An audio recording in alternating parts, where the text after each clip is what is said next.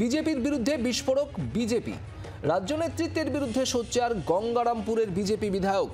বিজেপির নিচু তলায় সংগঠনের কাজে ত্রুটি আছে, দ্রুত নেতৃত্ব স্থির হোক, এখন নতুন নেতৃত্বের সময়, পুরনোদের তো সময় চলে গিয়েছে। বিস্ফোরক সত্যেন রায়। গঙ্গারামপুরের বিজেপি বিধায়ক সত্যেন রায় একেবারে বিস্ফোরক। তিনি মিসড কল দিয়ে সদস্যতা অভিযান নিয়েও তার দ্বিমত রয়েছে। দিল্লির সদর্থক ভূমিকা নিলে হয়তো তৃণমূলের বিরুদ্ধে কিছু করা যাবে। সড়ক গঙ্গারামপুরের বিজেপি বিধায়ক।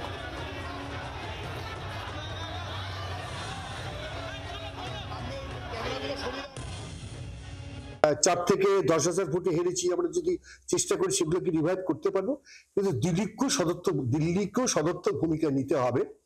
এবং এই সদর্থক ভূমিকা নেওয়া ছাড়া এখানে পশ্চিমবাংলায় এই যে তৃণমূলের মতো একটা দল, যে দল মারপিট, দাঙ্গা হাঙ্গামা, ভোট লুট ছাড়া কিছু করে না, তাদেরকে হারানো সম্ভব নয়। নেতৃত্ব তো সময় চলে গেছে, সঠিক নেতৃত্বের অভাব বা অসুবিধা সে কথা আমি বলতে চাইছি না। আমি বলতে চাইছি নেতৃত্ব তো সময় চলে গেছে, এখন তো নতুন নেতৃত্ব আসবে, এটাই তো হওয়া উচিত। এবং এটা আরো অনেক আগে হওয়া উচিত ছিল, কিন্তু দলের একটা সিস্টেম আছে, সেই সিস্টেমে হয়তো হবে, তার জন্য দেরি হচ্ছে। কিন্তু আমরা যারা আছি, এমএলএরা বা সাধারণ মানুষ, আমাদের মন্ডল প্রেসিডেন্টরা, আমি তাদের সঙ্গে কথা বলেছি আমার জেলার, আমরা সবাই উদ্বিগ্ন যে খুব তাড়াতাড়ি এটা হওয়া উচিত এবং আমাদের খুব তাড়াতাড়ি সংগঠনে নিচে নেমে যাওয়া উচিত।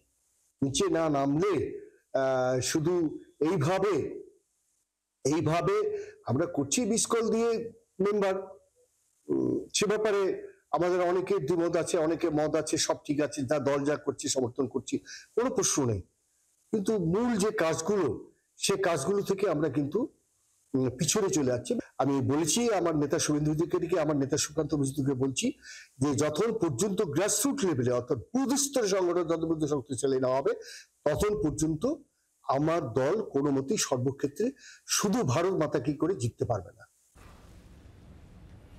সত্যেন রায়ের বক্তব্য আপনারা শুনছিলেন। শ্রেয়সী গঙ্গোপাধ্যায় আমাদের প্রতিনিধি রয়েছেন আমাদের সঙ্গে সরাসরি। শ্রেয়সী, ঠিক কেন, কি কারণে গঙ্গারামপুরের বিজেপি বিধায়ক এভাবে সরব হলেন এবং একদিকে নেতৃত্বের প্রশ্ন নিয়ে যখন সওয়াল করছেন, তখন তার পাশাপাশি দিল্লির সদর্থক ভূমিকার কথাও বলছেন, ঠিক কি বক্তব্য সত্যেন রায়? একেবারে দেখো, কিন্তু এই মুহূর্তে তার কথাতে যেভাবে বিভিন্ন ইস্যু নিয়ে তিনি বক্তব্য রেখেছেন, সেখানে কিন্তু একটা বিষয় স্পষ্ট যে দল যেভাবে এই মুহূর্তে পরিচালিত হচ্ছে তার সব কিছুর সঙ্গে কিন্তু তিনি একমত হতে পারছেন না। এবং সেই জায়গা থেকে দাঁড়িয়েই কিন্তু কার্যত একাধিক ইস্যু নিয়ে কিন্তু তিনি তার ক্ষোভ প্রকাশ করছেন, যেখানে তিনি বলছেন যে এই যে মিসড কলের মাধ্যমে সদস্য, সেই বিষয়টা নিয়ে সেক্ষেত্রে কারোর মত আছে, কারোর এক্ষেত্রে মত নেই, অর্থাৎ দ্বিমত রয়েছে মিসড কলের মাধ্যমে সদস্য। এবং সেই জায়গা থেকে তিনি বলছেন যে দল বলছে সেই জন্য তারা করছেন, কিন্তু পাশাপাশি তিনি এই কথাটাও বলছেন, কিন্তু সেক্ষেত্রে বিশেষভাবে উল্লেখ করছেন যে এক্ষেত্রে কিন্তু এই কাজগুলো করতে গিয়ে আসল যে কাজগুলো, সেই কাজগুলো কিন্তু কার্যত করা হচ্ছে না।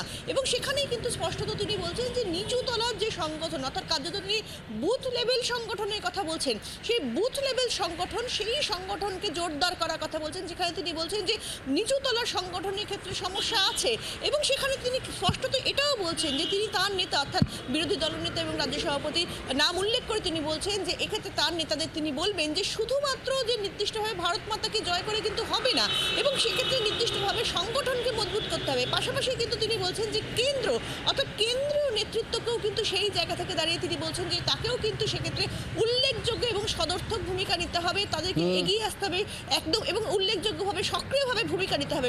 ফলে সার্বিকভাবে এই মুহূর্তে যেভাবে কিন্তু সংগঠন চলছে, সেই সংগঠন পরিচালনার ক্ষেত্রে বিভিন্ন ইস্যু নিয়ে কিন্তু তিনি তার মত ব্যক্ত করেছেন, যে জায়গা থেকে স্পষ্ট যে এক্ষেত্রে যেভাবে সংগঠন চলছে, সেইখানে কিন্তু কার্যত যে 26কে লক্ষ্য করে যদি সংগঠনকে এগোতে হয় বা দলকে এগোতে হয়, তাহলে কিন্তু এইভাবে যে সংগঠন চললে হবে না, সেই বিষয়টা কিন্তু একাধিক ইস্যু তুলে ধরে, যার মধ্যে মিসকল রয়েছে, যার মধ্যে নেতৃত্ব রয়েছে, যার মধ্যে নিচুতলা সংগঠন রয়েছে, সামগ্রিক সমস্ত ইস্যু তুলে ধরেই কিন্তু তিনি তার ক্ষোভ প্রকাশ করছেন। এবং সেখানে তিনি স্পষ্টত তিনি বলছেন যে শুধুমাত্র যে স্লোগানিং, অর্থাৎ ভারত মাতাকে জয় করে কিন্তু হবে না, এক্ষেত্রে সার্বিকভাবে সংগঠনকে জোরদার করতে হবে, সেই বার্তায় কিন্তু তিনি তার যে সেই মনের ভাবটাই। তুমি আমাদের সঙ্গে থাকো। একাধিক ইস্যু নিয়ে মুখ খুলেছেন গঙ্গারামপুরের এই বিজেপি বিধায়ক সত্যেন রায়, আর এই মুখ খুলে তিনি কি বিজেপি নেতৃত্বের অস্বস্তি বাড়াচ্ছেন?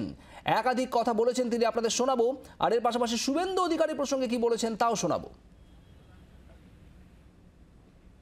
আমরা যে যেখানে আছি সেখানেই থাকবো, থাকা উচিত। আমি গঙ্গারামপুর বিধানসভার বিধায়ক, আমাকে যদি জট করে দল বলে যে তুমি গিয়ে অমুক জায়গায় গিয়ে দাঁড়াও, আমার মনে হয় দলের সেই সিদ্ধান্ত ঠিক হবে না। আমি মনে করি শুভেন্দুবাবু অনেক বড় নেতা আমার থেকে, তাকে আমি শ্রদ্ধা করি, ব্যক্তিগত ভালোবাসি তাকে। তার উচিত তিনি নন্দীগ্রাম থেকে আবার মমতা ব্যানার্জিকে হারিয়ে আবার উনি জিতে আসবেন, বাংলার মানুষ সেটাই চায়। ভবানীপুরে উনি কেন দাঁড়াতে যাবেন, উনি কেন বলছেন আমি জানি না, উনার আলাদা কোনো দর্শন থাকতে পারে। শ্রেয়সীর কাছে যাবো আরো একবার। শ্রেয়সী, সত্যেন রায় বিজেপি বিধায়ক, তিনি শুভেন্দু অধিকারী প্রসঙ্গে ঠিক কি বলতে চাইলেন?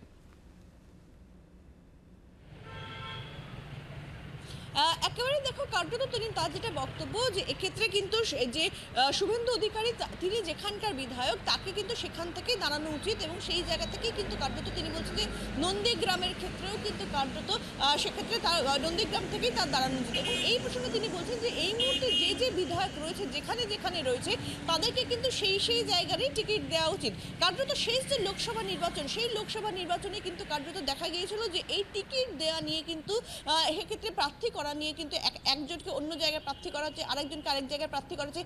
এই গোটা বিষয়টা নিয়ে কিন্তু কার্যত একটা জটিলতা তৈরি হয়েছিল, এবং পরবর্তীকালে যখন সেই ফল আশানুরূপ হয়নি বিজেপির পক্ষ থেকে লোকসভা নির্বাচনে, তখন কিন্তু কার্যত এই বিষয়টাও কিন্তু উঠেছিল যে এক্ষেত্রে কেন এদের কেন্দ্র বদল করা হচ্ছে। সঙ্গে থাকো শ্রেয়সী। দলের ভাবমূর্তি নিয়েও একাধিক বক্তব্য গঙ্গারামপুরে বিজেপি বিধায়ক সত্যেন রায়ের, কি বলেছেন তিনি আরো শোনাবো।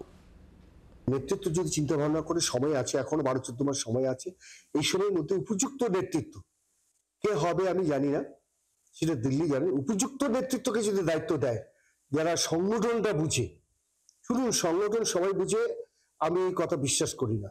আমরা অনেকে এমএলএ হয়েছি, আমরা সবাই সংগঠন বুঝি আমি মনে করি না। সংগঠনটাকে সর্বক্ষেত্রে সেই সংগঠনটাকে থাকবে, কাজ করবে, সেই সংগঠন তৈরি করার ক্ষমতা যার আছে, যার ইমেজ আছে, যাকে দেখে মানুষ অন্তত হাজার হাজার এমনিতেই আসে, এই ধরনের কোনো মানুষকে যদি দায়িত্ব দিয়ে আগামী দিনে কাজ করার ব্যবস্থা করে, তাহলে সম্ভব হলেও হতে পারে বাংলা দখল করা।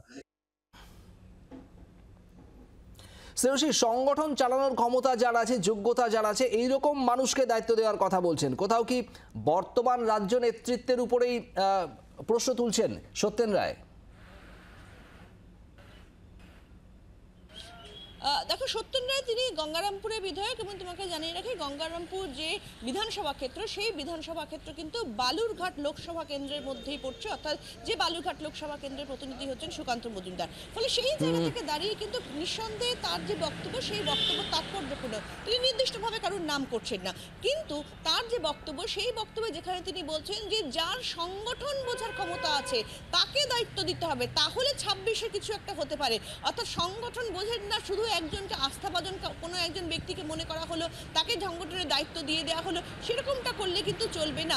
ফলে কার্যত কিন্তু রাজ্য সভাপতি নিয়ে এই মুহূর্তে বিজেপি রাজ্য সভাপতি হতে পারে এই নিয়ে বিভিন্ন মহলে একটা আলোচনা চলছে, জল্পনা চলছে। সেই জায়গা থেকে দাঁড়িয়ে কিন্তু কার্যত তার এই বক্তব্য নিঃসন্দেহে কিন্তু তাৎপর্যপূর্ণ।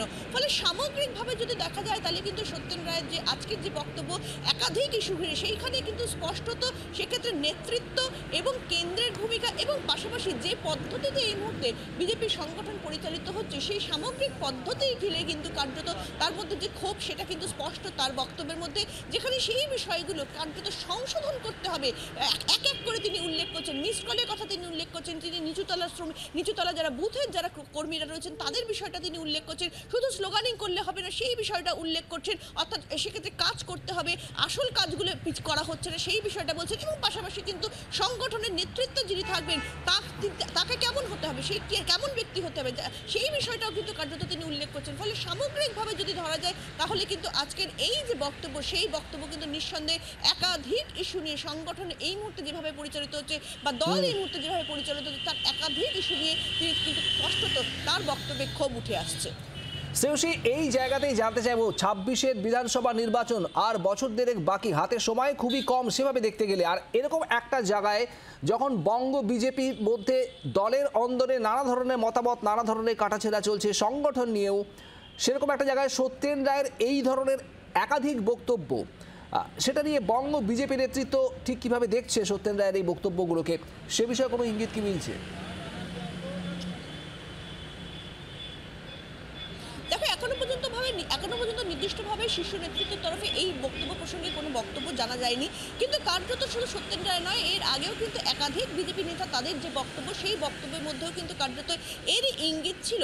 যদিও সত্যেন রায়ের মতন এত স্পষ্টভাবে খোলাখুলি বিভিন্ন বিষয়গুলো নিয়ে সরাসরি একদম প্রকাশ্যে এই ধরনের মন্তব্য হয়তো সামনে আসেনি, কিন্তু কার্যত যে মিস কল নিয়ে এই মুহূর্তে যে বিজেপির তরফে যে এই মুহূর্তে কর্মসূচি নেওয়া হয়েছে, যে কর্মসূচির সাফল্য বা কতটা সফল হচ্ছে, সেই সামগ্রিক সমস্ত কিছু নিয়ে বিভিন্ন মহলে দ্বিমত রয়েছে বা বিভিন্ন জায়গা থেকে বারে কেন্দ্রীয় নেতৃত্ব তারা বারবার জোর দিতে বলছেন যে এক্ষেত্রে এই কর্মসূচিকে সফল করতে হবে। সেই সামগ্রিক সমস্ত কিছু নিয়ে কিন্তু কার্যত এই যে মিস কলের মাধ্যমে সদস্য করা, এটা একটা দ্বিমত রয়েছে এই বিষয়টা নিয়ে। তিনি স্পষ্ট করছেন, তিনি বলছেন নিচুতলা বুথ লেভেলে সংগঠন ঠিক করতে হবে, সেই বিষয়টা তিনি স্পষ্ট করছেন। তিনি বলছেন শুধু নিচুতলা নয়, যিনি মাথা হবেন তাকে সংগঠন সম্পর্কে তার জ্ঞান থাকতে হবে, তার সেক্ষেত্রে সংগঠন কিভাবে করতে হয় তার স্পষ্টত রাজ্য সভাপতির দিকে নির্দেশ। স্পষ্টত তিনি বলছেন যে যিনি মাথায় থাকবে তাকে সংগঠনটা বুঝতে হবে। ফলে সামগ্রিক সমস্ত কিছু নিয়ে কিন্তু কার্যত তিনি তার তীব্র যে ক্ষোভ, সেই ক্ষোভ কিন্তু তিনি প্রকাশ করছেন তার এই বক্তব্যের মাধ্যমে। ধন্যবাদ শ্রেয়সী। বাংলার আওয়াজ, বাঙালির আবেগ, জি 24 ঘন্টা।